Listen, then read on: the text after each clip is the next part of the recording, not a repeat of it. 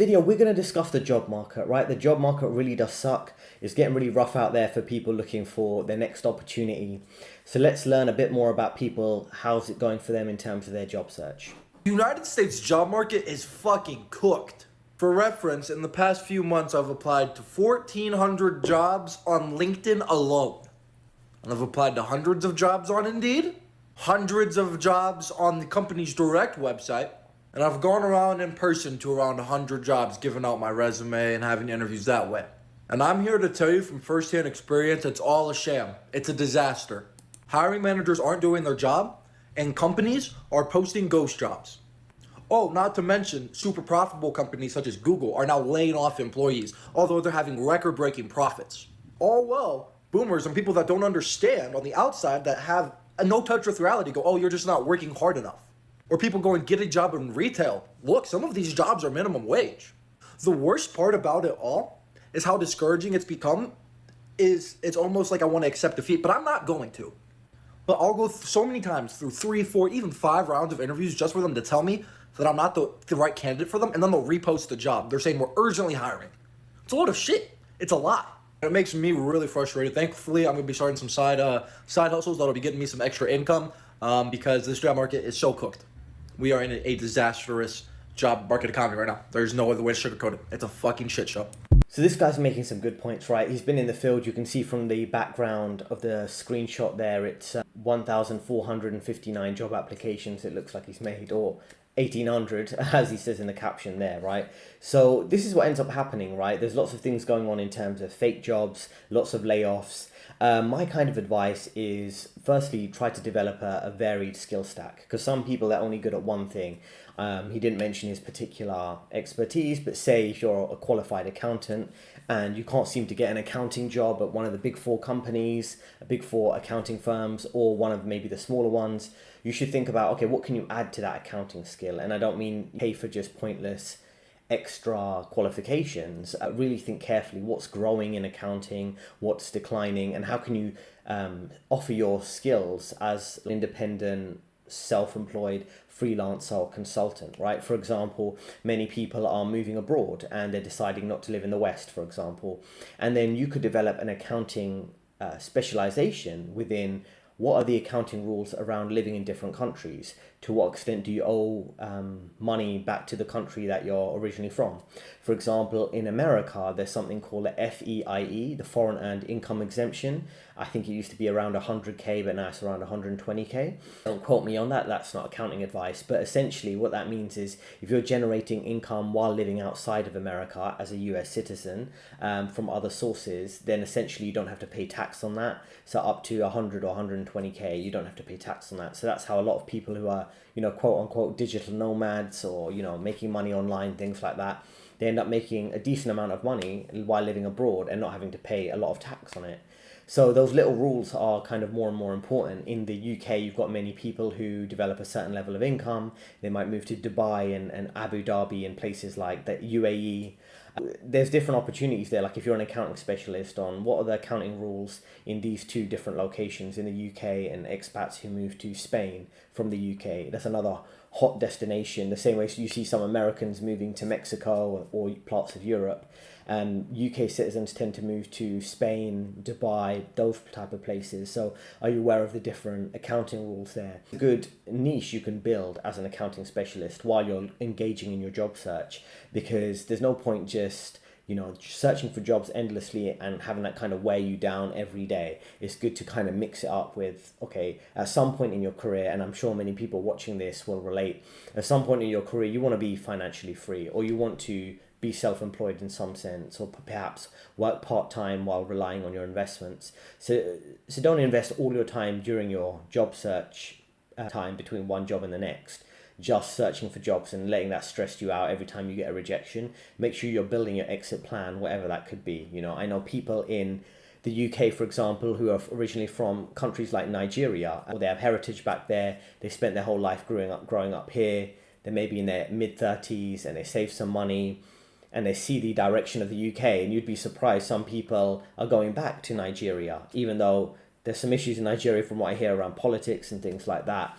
There are many people looking at different options, and there's all sorts of different business opportunities that come with that. Like if you're a relocation expert when it comes to moving back to certain countries, always look for those little niches that are growing, right? Regardless of what these big companies will lead you to believe that, oh, every industry is a monopoly or an oligopoly. Like you can only work for the big banks, you can only work for the big four accounting firms, all the other small accounting firms are not worth working for, things like that. Don't get caught up in the hype. And you can see a lot of these big name companies are losing their brand name, their kind of edge. You see, these scandals that happen with Amazon and how they treat employees around return to the office. Google having some bad, exposés like on my channel.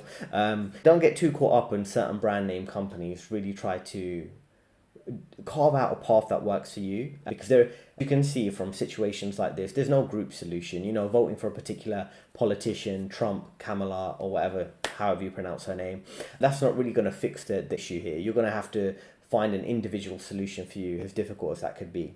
So building that skill stack is a good option. And in some cases, if you're overqualified for a job that you're applying for, that's not necessarily the worst thing. I guess if you're desperately searching for a job, take what you can get, even if you maybe are overqualified for the job.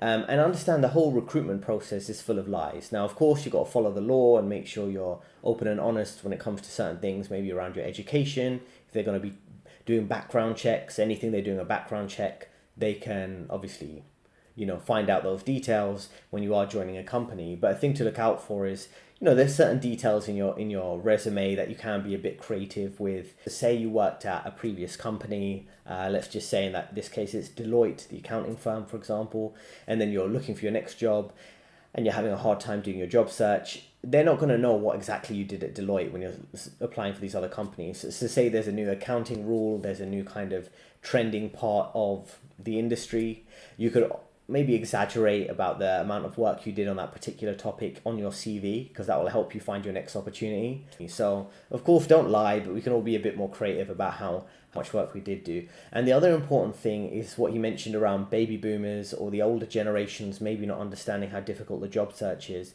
And I think the older generations will notice how bad the job search is, because the next layer to really face the heavy layoff will be the middle management, the employees around 40 and over 40 years old who are on those kind of higher salaries from previous generations where the economy was doing well. There's some people still working in the finance industry who are on salaries from before the 2008 crisis, or the recent downturns and fluctuations in the economy. So some of them are on very high salaries. Big banks and things are looking to make job cuts there.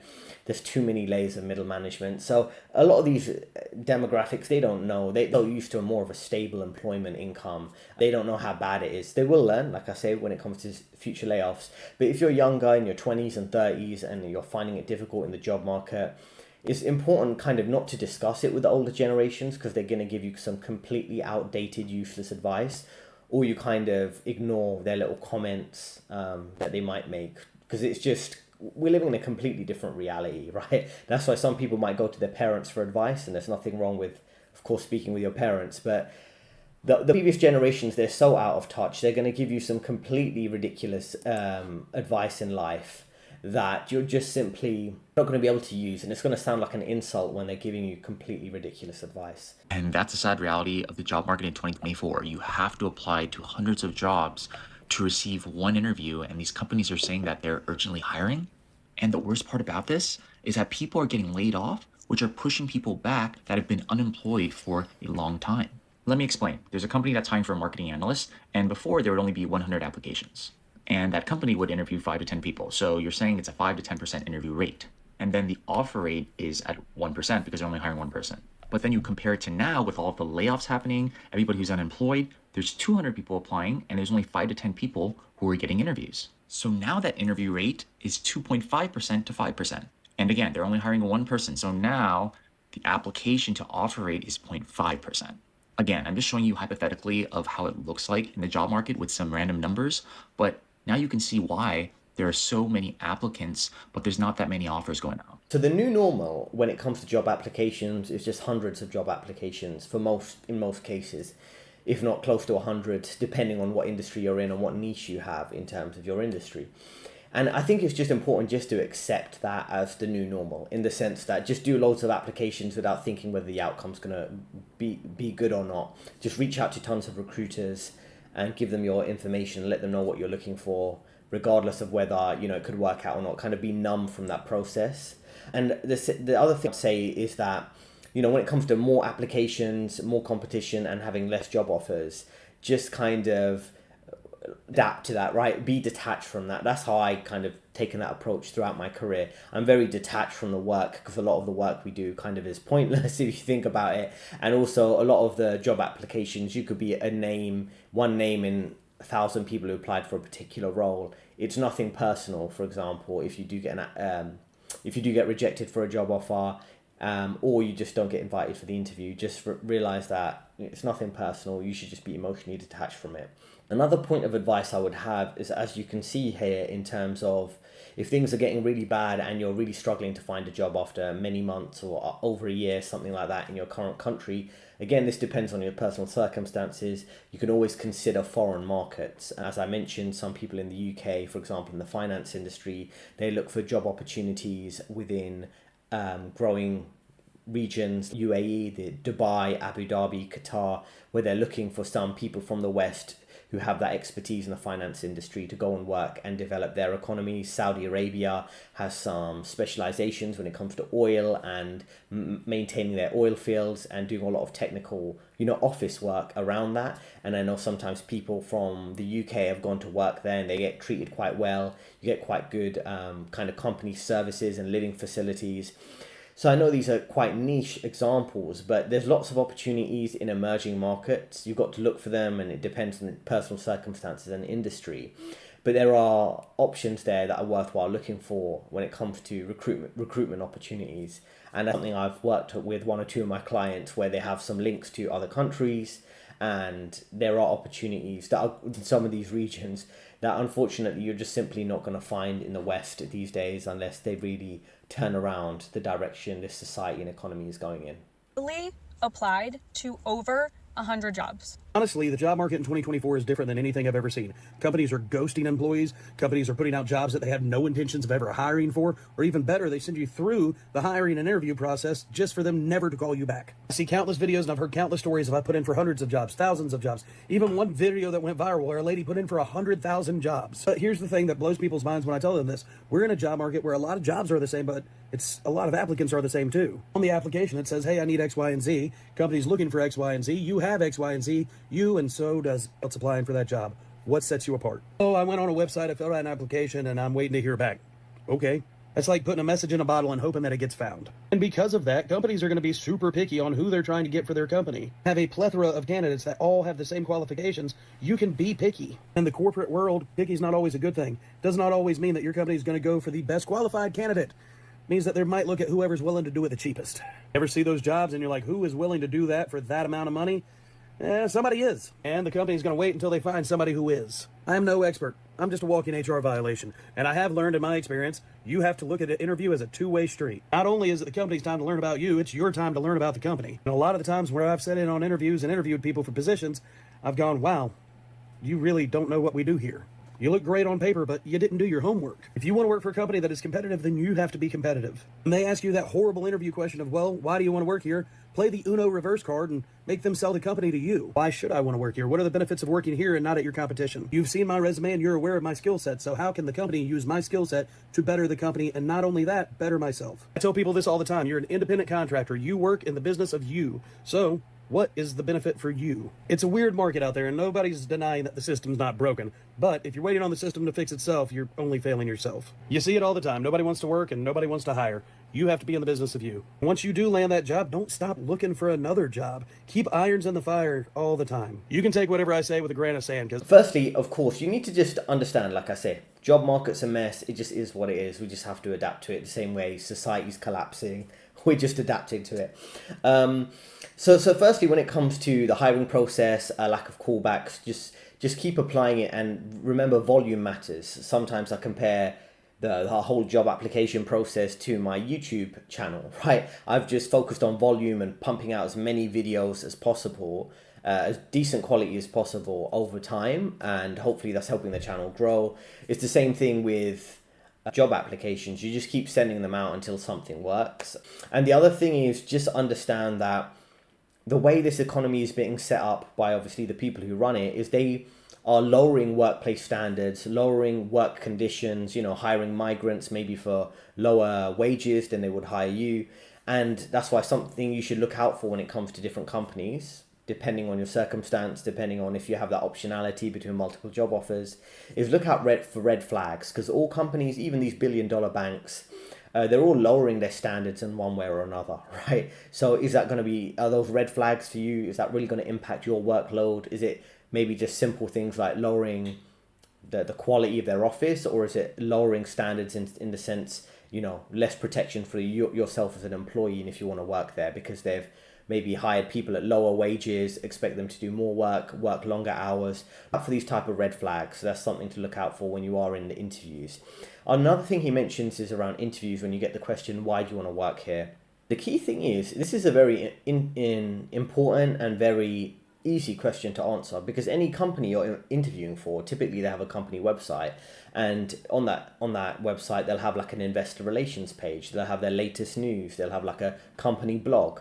So you can see their recent business initiatives and just literally pick out 3 key things, maybe something about the role, the department, the recent business growth plans, future projects they're working on, and you just got like 5 points there of things, a reason why you want to work there. They know at the end of the day you want to work for a company because you want to make money and make a little living for yourself and grow your career or build your financial freedom, provide for your family. But it's easy to come up with a BS answer. And like I say, if you realize that everything in the recruiting process, like anything in a corporate environment, is really fake, it's all theatre, no one really cares, it's all about putting on an act. And once you realize that, you can easily manufacture and provide bold-faced lies about why you're interested in the company on the basis of doing 20 minutes research on their company website. The thing I'll just conclude on here is when it comes to looking at your long-term prospects. So say you're going through a rough job search right now, but then it works out for you. You find your next job, and that's like a full-time job. You're like, oh cool, you can stay there for a couple years, then find another job and stay there for 2 to 3 years and keep going like that. But you should just take a moment when you are going through a job search, as I say, the same way you look at growing areas of your industry where you might be able to be self-employed.